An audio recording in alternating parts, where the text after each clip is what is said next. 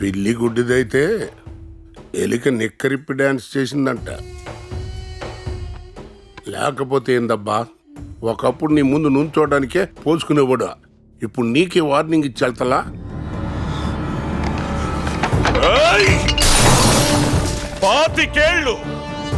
పాతికేళ్ళయిందొచ్చి అడ్డొచ్చిన ఒకడిని వేసేసా.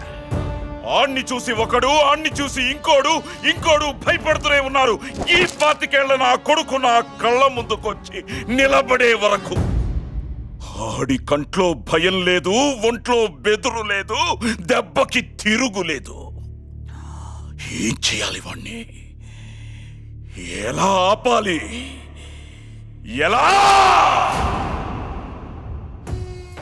ఏ ధర్మ, ఆడికి మనకి తేడా ఏంటో తెలుసా? మన వెనకాలోళ్ళని చూసుకుని మనకి ధైర్యం, ఆడి వెనకాలోళ్ళకి ఆడే ధైర్యం. ఆడు బతికున్న ప్రతి క్షణం మనం బతకడం కష్టమైపోద్ది. బతకాలంటే భయం వేస్తుంది. ఆడు బతకూడదప్ప.